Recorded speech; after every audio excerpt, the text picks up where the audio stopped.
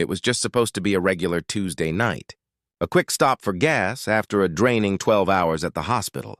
But it ended up being the night that reminded me, Judge Elias Vance, that my black robes, my law degree, and my six-figure salary, they only count until a couple of white officers decide they don't. I had been at St. Jude's with my mother. She'd just made it through a scary heart surgery, and I was exhausted, still running on hospital coffee and adrenaline. I was dressed down, my Howard University hoodie, some worn jeans, a far cry from the tailored Brooks Brothers suit I usually wear to the Delaware County Court of Appeals. It felt good, frankly, to just be Elias, not his honor. Judge Vance, I pulled my Audi Q7, my little splurge after 10 years on the bench, into the Sunoco off Route 320 in Radnor Heights, a really affluent and, let's be honest, overwhelmingly white suburb right outside Philadelphia. I was pumping gas, my mind still on my mom's vitals when the cruiser pulled up. Slow, deliberate, like a shark circling. The officers were Sergeant Dale, the Hammer, Harrison, and his partner, Officer Ken Mallory. You could spot their type a mile away, crew cuts, young 30s, and faces that looked permanently set to suspicion. I'd seen these two, or their twins, on the stand 100 times. They had a reputation for, let's call it, proactive policing, high arrest quotas, low patience.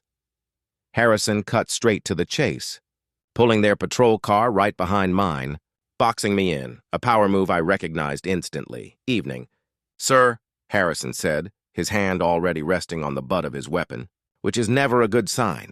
"Mind telling us what you're doing here?" I almost laughed. I mean, the pump nozzle was literally in my gas tank. "Just getting gas, officer. Long day at the hospital with my mother." I kept my voice even, calm, exactly as I trained my son Julian, to speak to police.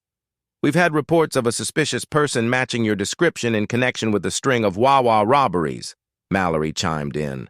"ID, please." Now that's when the judge in me kicked in. "I understand your duty to investigate, but can you articulate what part of my description is suspicious, beyond being a black male getting gas?" I asked, meeting his gaze. I saw the flash of irritation in Harrison's eyes. "That question, the one about the why, always pushes them over the edge.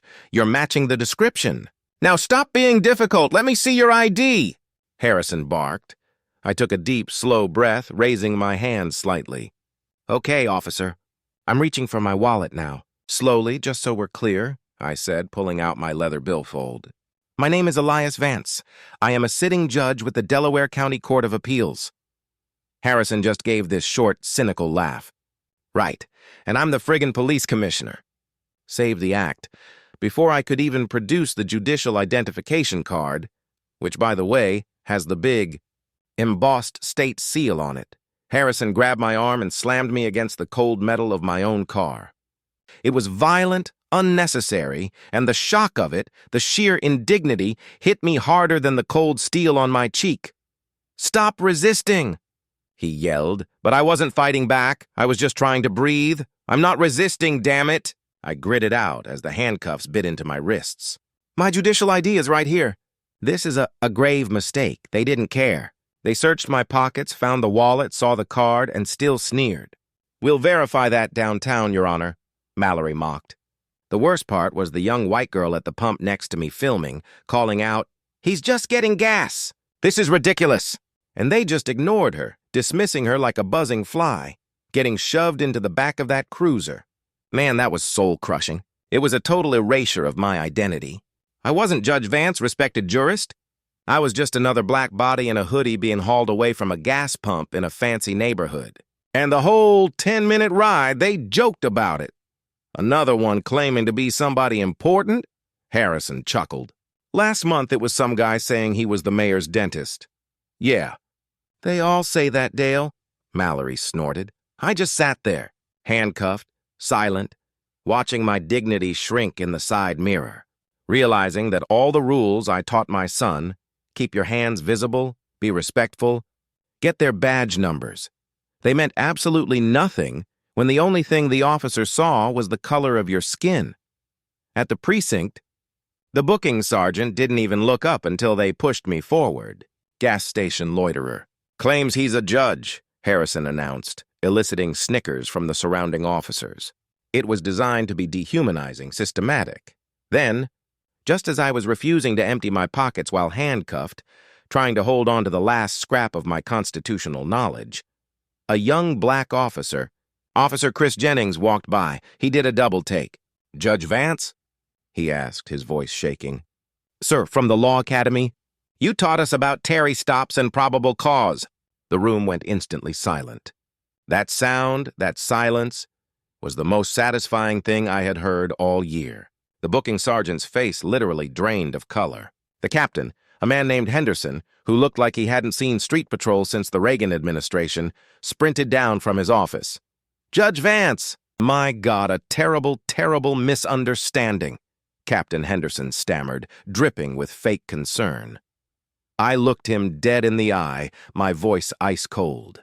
"A misunderstanding of my constitutional rights, Captain, of proper police procedure and basic human dignity. No coffee, no small talk. I'll take my one phone call now, thank you. The regular booking phone will be just fine. I wouldn't want any special treatment." That emphasis, it hung in the air like a punch. I called my colleague, Judge Alana Chen, who handles civil rights cases, and as I spoke, I watched Harrison and Mallory being dragged into the captain's office. I could see the animated gestures through the glass, the frantic whispering. They were scrambling, trying to get their story straight, trying to protect the thin blue line before it snapped. I got home, and my wife, Vanessa, and our son, Julian, were waiting. The cell phone video was already viral. Delaware County judge arrested in hoodie. Julian was shaking with anger. My wife was immediately ready to call the ACLU. They assaulted a sitting judge, Elias. "We have the clearest case of racial profiling I've seen in years. We have to strike now," she insisted, but I shook my head. "Not yet, honey. I have a different kind of striking in mind." I sat in my office late that night, reviewing the docket, sipping a cup of tea my wife made for me. I didn't need to sue them in civil court.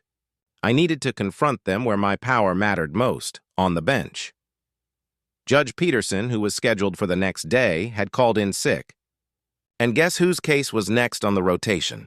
The Abington Township misconduct hearing. I opened the file. The complainant was a young black man named Omar Jenkins. The officers named in the complaint? Harrison and Mallory. The irony wasn't lost on me. It felt like divine, cosmic alignment. The next morning, the courthouse was buzzing like a hive. I put on my robes. That heavy black fabric felt less like a garment of authority and more like armor. I walked onto the bench in courtroom 4C. The bailiff called out, "All rise." The Court of Appeals for Delaware County is now in session. "The Honorable Judge Elias Vance presiding." The reaction from Harrison and Mallory was cinema-worthy. They were mid-whisper with their union attorney, Maxwell Thorne, and they froze. Harrison's mouth literally hung open. Mallory went pale, frantically whispering to Thorne, who just looked bewildered until he put my name together with the viral video. I settled in, took a breath, and spoke into the sudden silence. "Good morning. We are here in the matter of Jenkins versus Radnor Heights Police Department. And before we proceed, I feel it necessary to acknowledge that I recognize Sergeant Harrison and Officer Mallory from a rather personal encounter last night." The courtroom exploded in whispers. Thorne, the union lawyer, shot up, demanding my immediate recusal. I smiled, genuinely, for the first time that day. "Your objection is noted, Counselor. We will hear arguments shortly. But let me be perfectly clear. The motion for recusal is denied," I continued, my voice steady and firm. "Justice must be seen to be done. My experience last night does not disqualify me. Rather, it provides relevant insight into policing practices that may bear directly on this case. By your logic, a judge who has experienced discrimination could never hear a discrimination case. I was putting the entire system on trial, and they knew it. The testimony was brutal. Omar Jenkins, the young complainant, described a near-identical traffic stop. Vague reason, immediate aggression, being charged with resisting when he was simply asking why. Then, my surprise witness. I'd had my team reach out overnight. It was Mr. Peter Kim, the manager of the Sunoco, who slipped into the back row. He testified that Harrison and Mallory frequented his store and often harassed young black patrons. But then came the kicker. He had surveillance footage from the night of Jenkins's arrest an hour before the stop. We played the audio.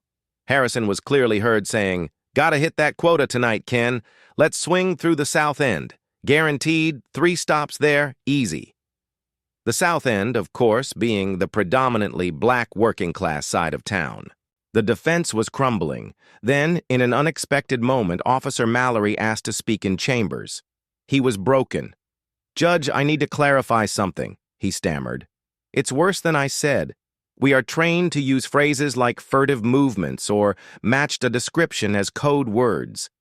Justifications in the report that the court always accepts. Last night with you, we had no real reason to stop you, except—" I finished his sentence for him, my heart heavy. "Except you saw a black man in a nice car in the wrong neighborhood." He just nodded, tears welling up. "It's the culture. You get rewarded for being proactive, with certain people." His testimony blew the lid off the entire command structure. When we returned to the courtroom, the atmosphere was thick with tension. Then Sergeant Harrison, who had been simmering in rage all day, just exploded. "This is bullseye!" he screamed, pointing at the defense table. "We were doing our jobs. If you people would just comply instead of always making everything about race. Even as a judge, you think you're above the law." The courtroom froze. I let his rage hang there for a second, letting the whole world hear the ugly, unfiltered truth. "Sergeant Harrison," I said, my voice dangerously quiet. "That's enough. Your comments are now part of the record. Thank you for your candor, officer." The defense was done. I took a final recess, the weight of the moment pressing down on me. I realized that my personal humiliation had become a battering ram against a deeply flawed system. My ruling had to be about more than just punishment. It had to be about transformation. When I returned, I delivered the verdict.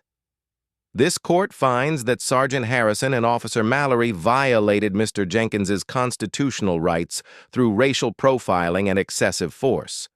Furthermore, the evidence demonstrates that these violations reflect departmental patterns and practices rather than isolated incidents. And then I laid out the mandate. First, Harrison and Mallory are suspended without pay and required to complete extensive retraining. Second, the Radnor Heights Police Department must immediately implement mandatory body cameras monitored by civilian review and revise performance metrics to prioritize constitutional compliance over arrest numbers. Third, this court establishes a civilian oversight commission with genuine disciplinary authority. And finally, I order a full 3-year review of all departmental arrests based on vague criteria like match description or furtive movements. I hit the gavel and the courtroom erupted, but I didn't hear the noise. I looked over at Omar Jenkins, who was crying, and we exchanged a glance, a silent acknowledgement that 2 black men from 2 very different walks of life had finally found justice in a place designed to deny it. 6 months later, I'm chairing that new commission. Officer Mallory is back, mentoring younger officers on constitutional policing, trying to genuinely make amends. Sergeant Harrison, well, he's still wrestling with it, but he's present, he's trying, and that's a start. We're seeing a 40% reduction in discretionary stops. People are breathing easier. It was a hell of a thing to happen over a tank of gas, but that night reminded me, those robes aren't just for judging others. They're also there to be used as armor to force a system that doesn't see us as equals to finally look in the mirror. Now, tell me this. I denied the recusal motion, using my personal experience to gain insight and force systemic change. The union lawyer said I should have stepped aside to preserve the appearance of impartiality. Was I right to use my power as a weapon against injustice? Or was I wrong to risk judicial ethics, even for the sake of the greater good? Drop a comment below. Tell me what you would have done if you were Judge Vance in that moment. And don't forget to like and subscribe for more stories that challenge the system.